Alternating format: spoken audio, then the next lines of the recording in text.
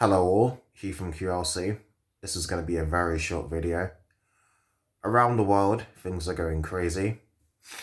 We've all seen what happened with that. The guy that killed George Floyd, I'm not even going to mention his name. He's been found guilty of all counts. As seen by social media, a lot of people are surprised that he wasn't acquitted. Not because he should have been acquitted, but because he's a white cop.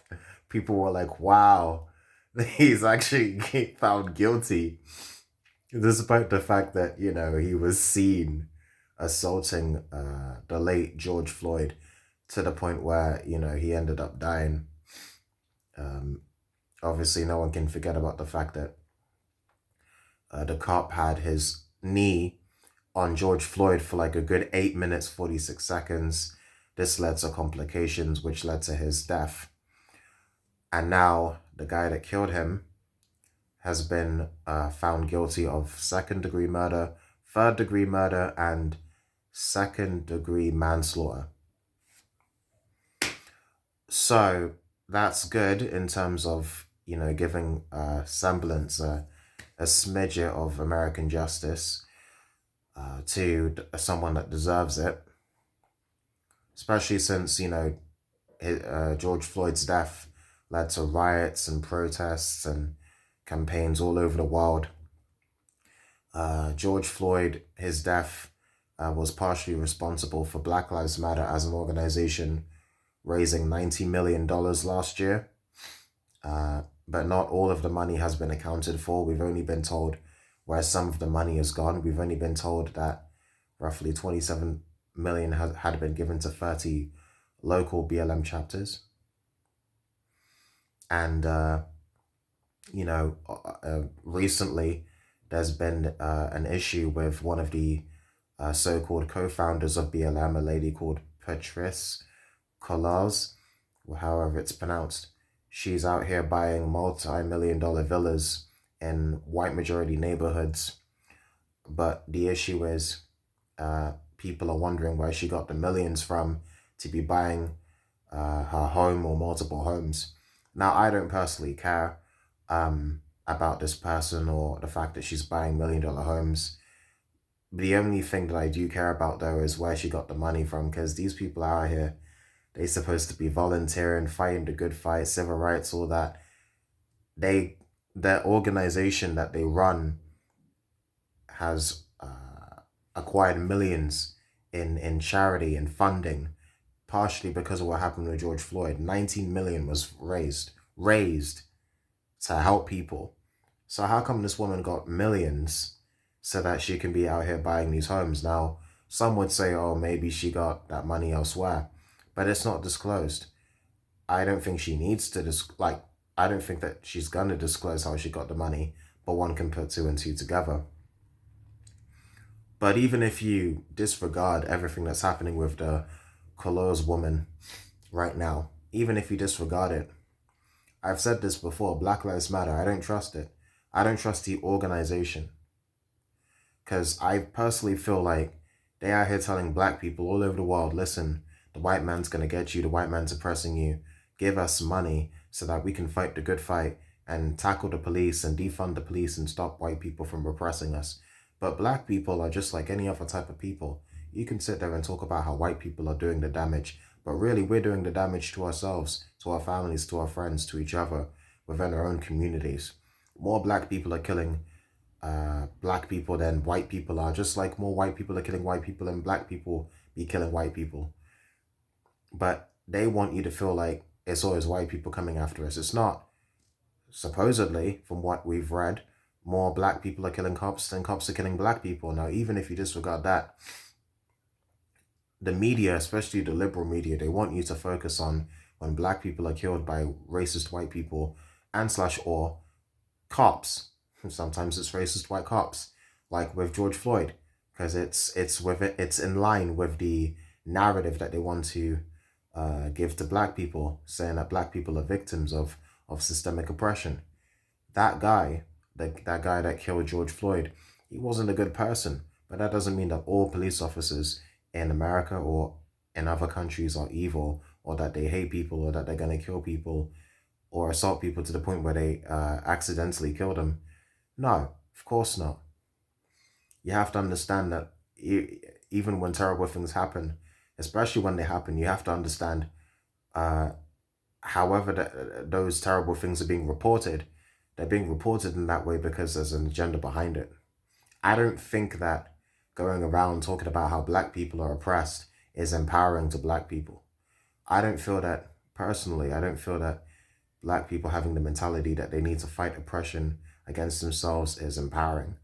I feel that, uh, fighting, standing up for oneself is empowering. I feel that, looking after one's family, one's friends is empowering, one's community is empowering, but not when it's telling everybody that you feel like you're a victim of oppression and how you have to fight against certain people to stop being oppressed and how the whole system, the whole country's just out to get you. I don't believe that's empowering because that puts you in some sort of inferiority complex. And Black Lives Matter and other organizations, they take advantage of that. They get black people to spend the little money they have, but there's millions of black people giving away the little money they have. And then Black Lives Matter are keeping all this money. And then all of a sudden, one of the co-founders of BLM is out here buying one home or multiple homes in white majority areas, investing in real estate. It's a bit fishy, especially since we don't know where all that 90 million went. We only know about where up to half of it went, maybe even less than that. They say only 27 million went to 30 local BLM chapters and possibly other organizations. But what about the rest? Yeah, some went to, campaigning and, probably administrative and back-end costs to running a non-profit organization. But it's a non-profit organization. How is a lady who co-founded the organization, how is she going to be out here buying homes and shit? I don't understand. That's just corruption really annoys me. But let's move away from that. Another form of corruption that's been plaguing the world is football related. Supposedly, 20 different football teams were going to join this European Super League. 12 of them, including the likes of Atletico Madrid, Barcelona, Inter Milan, AC Milan, Chelsea, Man U, Man City, etc., etc. But now, one team after the other, they're backing out of it because of not just pressure from the fans, but pressure from people like Boris Johnson as well. Like the British teams such as Chelsea, they've backed out because of pressure from Boris and pressure from politicians. But all these different football teams all over the world that were going to join this league, they're backing out because of pressure from social media and pressure from their fans. There were people protesting outside Stamford Bridge. What's important is, I only just found out about this yesterday, all these teams, they were going to play off against each other in this European Super League, but that meant they couldn't be playing in UEFA or all these other leagues. They would basically be banning themselves from playing in any other football league just so that they can play in this Super League where it's the best of the best teams of the world playing against each other. Now, obviously, for the love of the game and for the passion of the game, it's a travesty because people that would go and, pay tickets to see, FIFA games, UEFA games, they won't be able to see some of their favorite football teams because they've gone and left and joined a completely new league where they'll be playing off against each other. And then it would sort of cheapen the whole scenario because, it won't just be about supporting the fans. It'll be about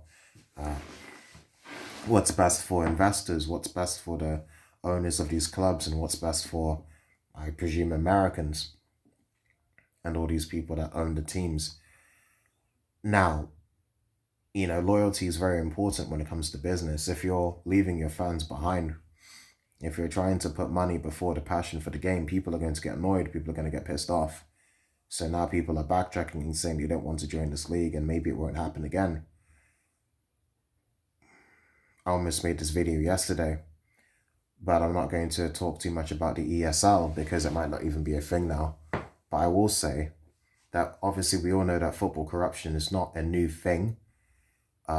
Obviously I've spoken to different friends about this, and they were more livid than me. I'm not too much of a football guy, so that's why I can talk about this without being extremely passionate or very angry, because to me it's just another example of corruption.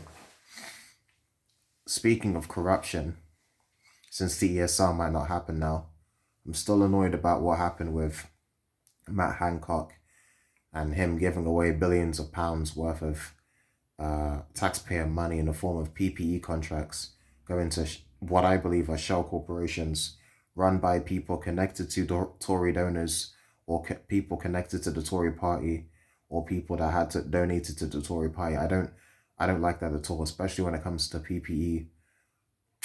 That company, who cares what the name is, one of the companies that they gave money to, they gave them £278 million, and that was 3 weeks after that company was created and then listed on Company's House. It's pathetic. Like, that's a shell corporation just giving people money to a company that only exists on paper. It's BS. Absolute BS. Matt Hancock's not going to jail. None of these politicians are going to jail to basically essentially giving their friends, some of whom are Tory donors, others are linked to the party in some way, billions of pounds, but not them on paper billions of pounds. They're giving shell corporations that these people own billions of pounds for the sake of PPE. Absolute nonsense. Absolute BS. And then, of course, rest in peace, Prince Philip. But you got his son, Prince Andrew, talking about how, it's terrible. Prince Philip died. It's horrible. We're all in mourning. Mate, why isn't he in jail? He out here, supposedly, allegedly, touching up little kids, sleeping with little kids. He's not in jail. Any normal person, any citizen, any commoner that's found to be touching up little kids or sleeping with little kids, his butt's in jail for the rest of his life. But since he's a royal, you're telling me we're just going to let that slide?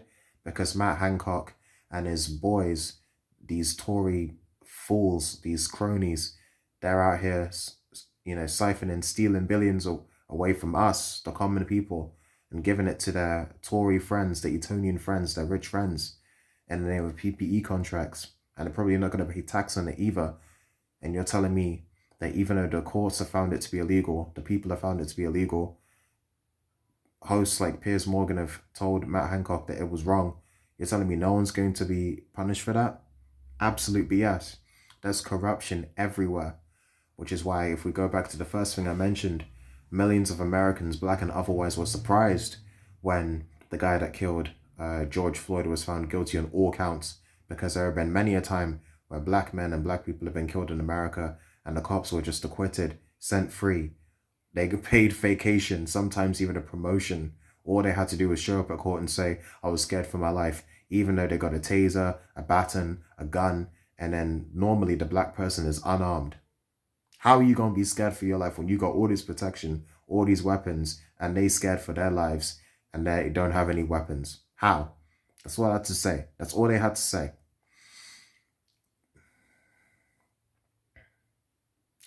Anyway, this world is just going to keep showing us crazy stuff. This world's going to keep going insane, and there's going to be more of this.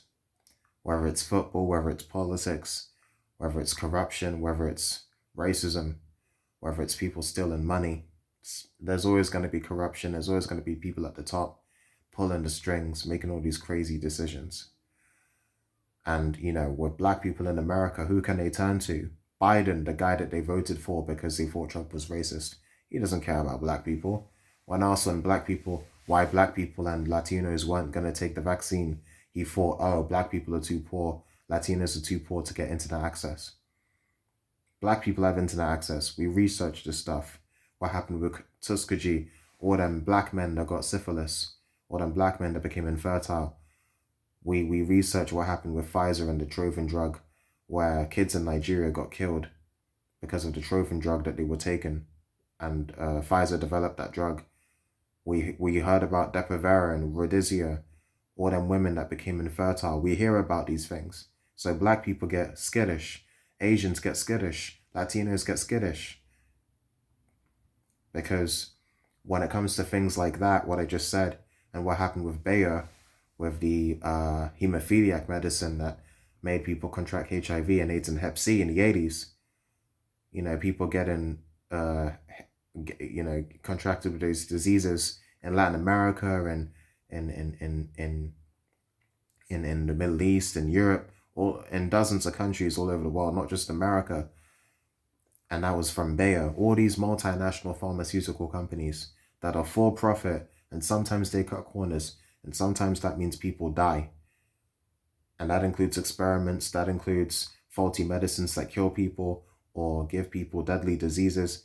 We've seen this happen, and it didn't even happen too long ago. The Nigerian thing with the Chauvin drug and Pfizer, that was in the 90s. This stuff ain't that long ago. Now people are asking stupid questions why black people won't take no vaccine. I'm not saying don't take the vaccine. I'm saying be careful. Do your research before you do something that might put your family's lives in danger. I ain't saying the vaccine's dangerous, but I'm saying not doing research is dangerous because of everything that's been happening in the world. They go and sometimes they give Africans medicines that they wouldn't give to the Americans or to the Europeans, including the British. Sometimes they do experiments on black people or in Africans that they wouldn't do in Europe or America because there's higher regulations. There'll be protests, there'll be outcries. This has happened before. It's probably happening now.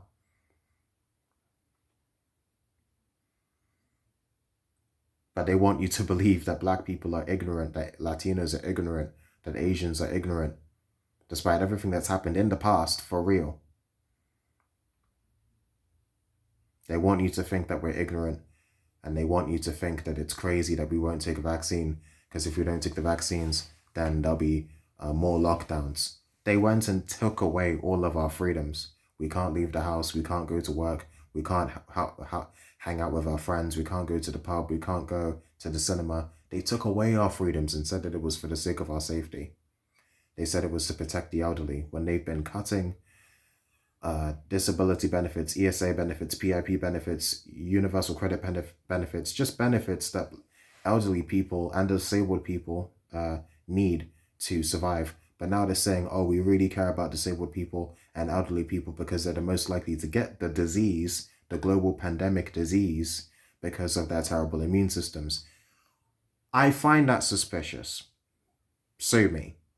I'm alive. I've seen what's happened in the past. I find it suspicious that all of a sudden you care about the same people that you've been screwing over all these years, Tory government.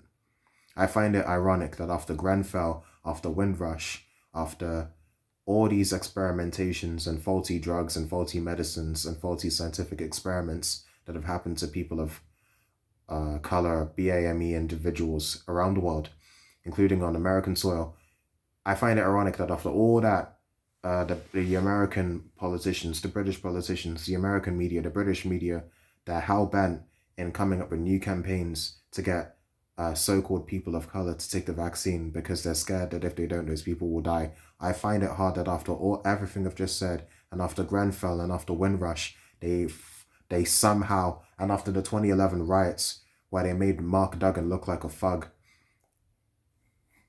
after all that, after all the black kids and mixed kids getting killed because of knife crime and gun crime in London and England and Wales, and the politicians, all they've done is virtue signal, and they've done nothing else.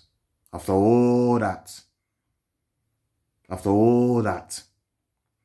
they finally want you to think that they care about black people, Asians, minority ethnicities, Latinos, mixed race people, Middle Eastern people, Asian people. They finally, poor people, working class people, elderly people, disabled people. After all that, they finally want you to think that they care. Hell, even women, after everything that's happened with women recently, with Sarah Everard and all the political stuff with the tampon tax, now they want you to think that they care about women. I find that very suspicious. Just let's all keep studying, look this stuff up, keep doing some more research, because I promise you, I ain't trying to say that these people, I ain't trying to say that these people don't want things to go back to normal, but I don't 100% trust in what they're saying and how they're saying that they want to protect people, especially when some of these people have been screwed over time and time again by the very government and by the very media and by the very politicians that claim to care about them now. And that's Hugh from QLC. I'm signing off. I'll see you all later. Bye.